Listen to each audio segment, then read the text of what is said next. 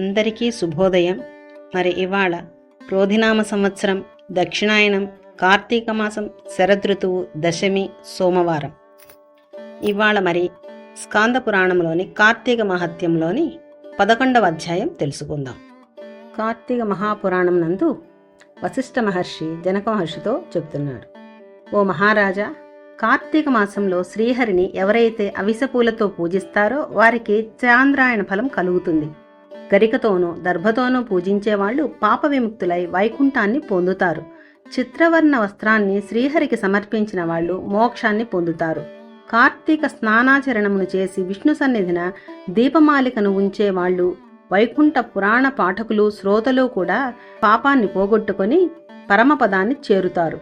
ఇందుకు ఉదాహరణగా వినినంత మాత్రానే సర్వపాపాలను సమయింపజేసేది ఆయురారోగ్య ప్రదాయిని అయిన ఒక కథను వినిపిస్తాను, విను.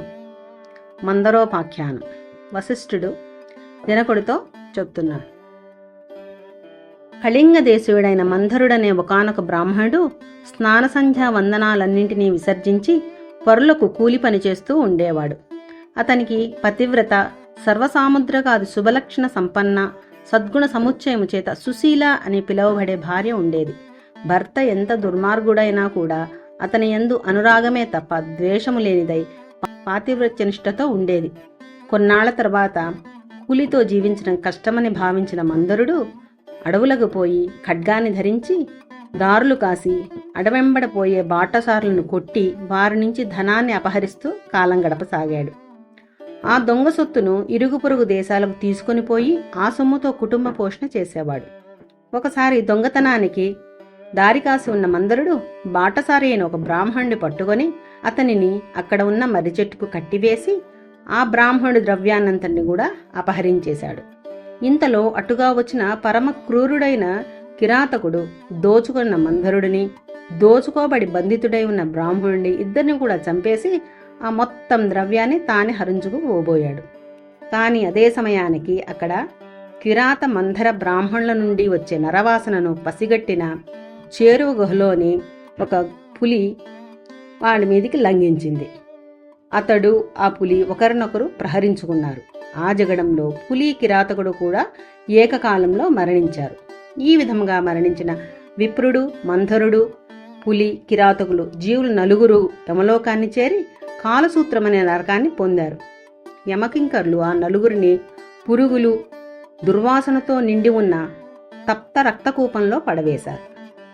ఇక భూలోకములో భర్త మరణ వార్త తెలియని మంధరుని భార్య అయిన సుశీల మాత్రము నిత్యం భర్తనే ధ్యానిస్తూ ధర్మవర్తనతో, హరిభక్తితో, సజ్జన సాంగత్యంతో జీవించసాగింది.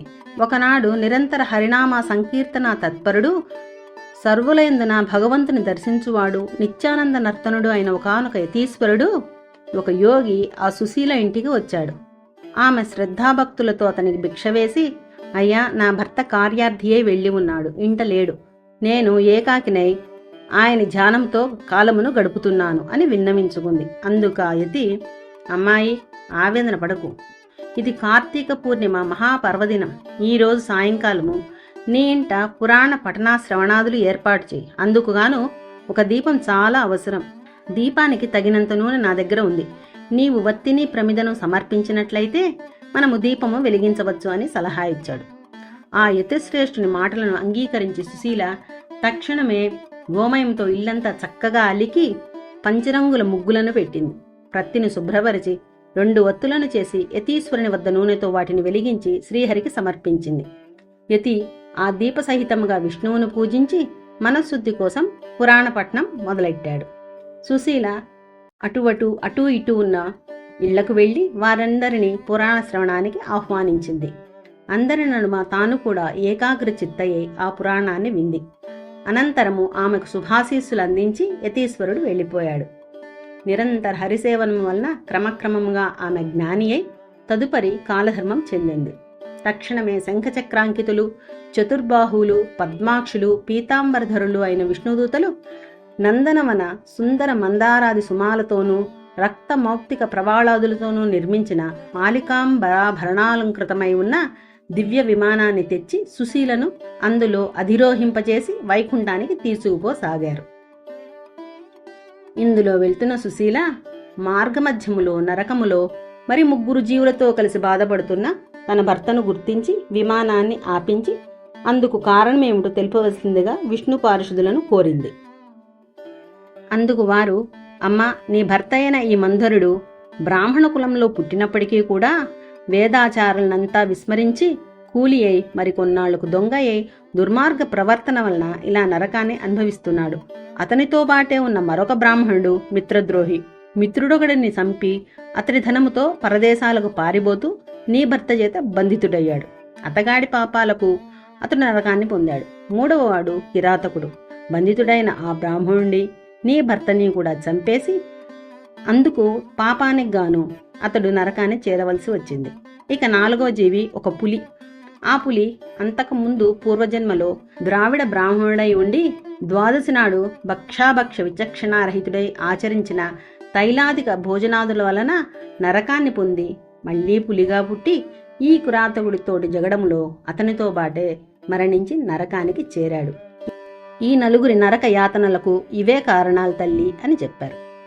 ఆ మీదట సుశీల విష్ణుదూతలను చూసి, ఏ పుణ్యము చేసినట్లయితే వాళ్లకు ఆ నరకము తప్పుతుందో మీరు చెప్పండి అని కోరగా, ఆ వైష్ణవులు కార్తీక మాసంలో నీ చేత ఆచరించబడిన పురాణ శ్రవణ ఫలితాన్ని ధారపోయడం వల్ల నీ భర్త, పురాణ శ్రవణార్థమై నువ్వు ఇంటింటికి వెళ్ళి ప్రజలను పిలిచిన పుణ్యాన్ని ధారపోయడం వల్ల మిత్రద్రోహి అయిన ఆ బ్రాహ్మణుడు, ఆ పురాణ శ్రవణార్థమై నీవు సమర్పించిన 2 వత్తుల పుణ్యమును చెరిసగముగా ధారపోయడం వల్ల కిరాతకుడు, వ్యాఘ్రము నరకం నుంచి కూడా విముక్తిని పొందుతారు అని పలికారు.